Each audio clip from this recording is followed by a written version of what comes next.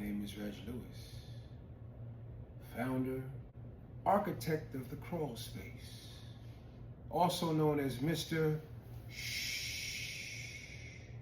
But right now, I am here to serve a different purpose. We have to get to the heart of what the true sin in sinners is.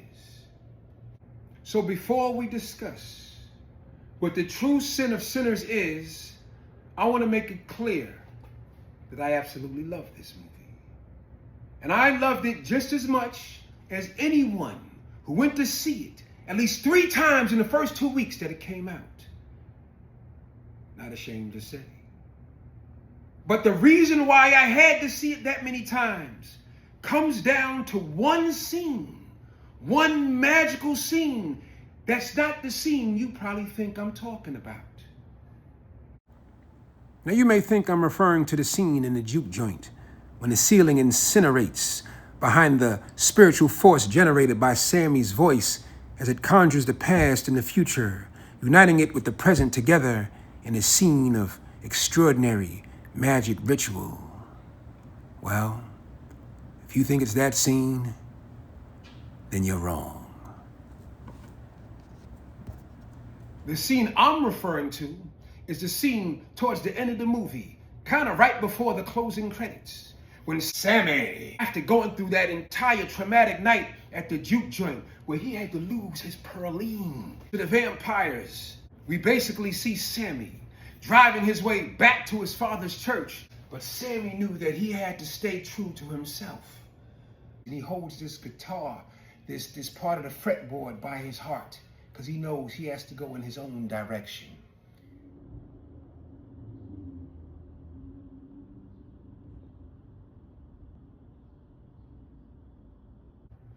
And there it is. This is the moment that made me almost lose my mind. When I saw this man come on the screen, this guy, and I'm not talking about just any guy. This is Buddy Guy, the real life legend. The man, 88 years old today. When this man popped onto the screen, I literally leaped up out of my damn seat. And I mean, I almost had a concussion. All right, I'm overdoing it. I don't know how to express it. All I know is that I felt like I was alone in that moment of like, just this Buddy Guy? You got Buddy Guy to play Sammy? Yo, I lost my mind when I saw that. But then it dawned on me, how many other people had that reaction? I know no one else had that reaction in the theater that I was in. And yeah, it was dark, but you can still tell. You know, because usually there's this like collective gasp that takes place when there's those kind of moments, right? Because if they made Kendrick Lamar or Travis Scott into like an old man and he popped onto the screen 60 years old, people would have lost their minds in that theater the way I did when I actually saw Buddy Guy. So yes, I know it may seem absurd, but to me, the biggest sin of the movie Sinners is that most people watching this movie have no idea who this man really is. Yes. The idea is this. This man here, Mr. Buddy Guy, he does things on that electric guitar that I'm sure those strings actually know his blood type. A, O positive, whichever the case may be, those strings probably act more like a syringe. Why? Because this man understands what it is to suffer under the hot, burning sun, picking cotton in them damn hot-ass fields. Yes, he was a sharecropper back in the day. He actually made clear that he would make $2.50 for every 100 pounds of cotton he picked. Do you know what that means? That means that this man had to pick 1 ton, 2,000 pounds of cotton just to make $50. I would call him the electric cotton master. He does things with his voice, with his music that are just straight up amazing. He's an alchemist for the most part. Buddy Guy knew what it was to take the pain of living in a system that was designed to drain the resource of his body like a battery and to transmute that into these lightning bolts of energy with a voice that, I mean, when I say his voice, this man's voice, when you listen to it, you're going to hear the church, You're going to hear the pool hall, the funeral home. You're going to hear the dice game. You're going to hear infidelity. You're going to hear all kind of scandal. You're also going to hear intimacy and warmth. Buddy Guy's voice is actually a weapon for wrestling depression. Either way, this man should be a household name.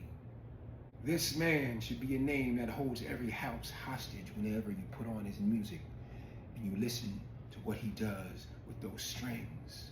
And I'm also talking about the vocal cords, those strings too, amazing.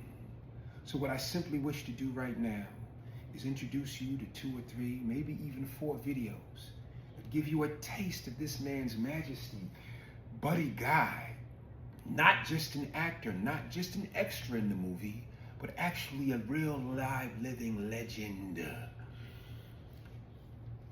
Make me salivate thinking about how powerful his music is. And what I'm even gonna do, when I identify the videos, put me on pause so that you can go and listen to the entire piece, not just the snippet that I'm gonna give, but still, I want you to absorb what this man is doing so that you have a resource whenever you need something intense that speaks to your spirit, to your heart, to your soul.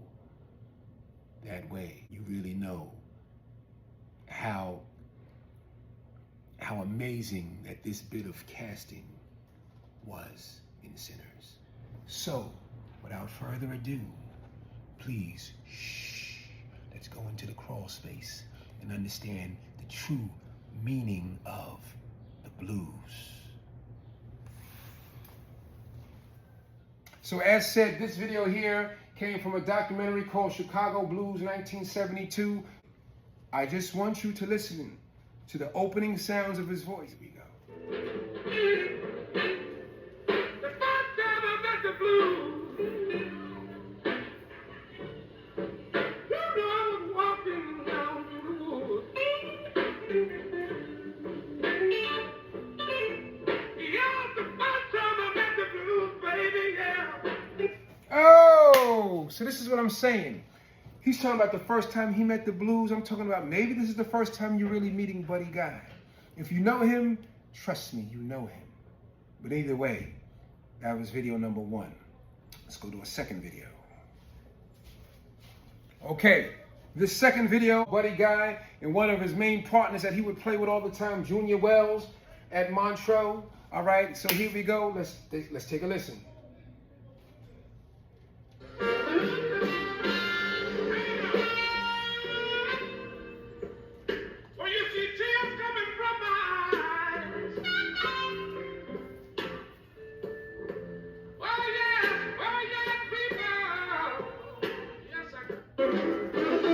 Okay, tears coming from his eyes. I get tears when I'm talking. If I listen to this whole thing, I'm talking about goosebumps.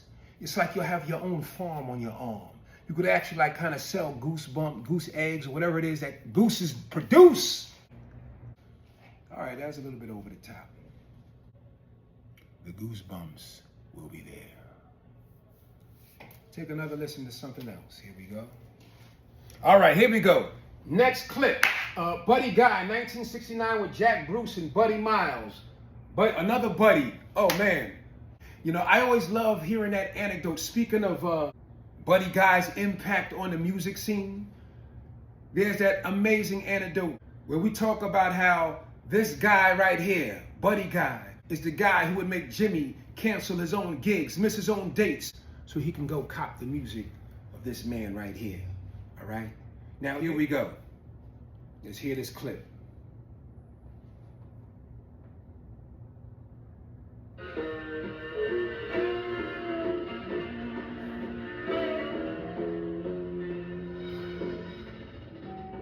Just stayed out last night. And do you know she just walked in?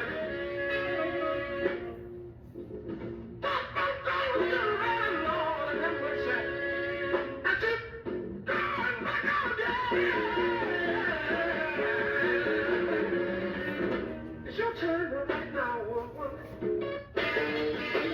So, of course, infidelity, right? The woman comes in, goes back out again.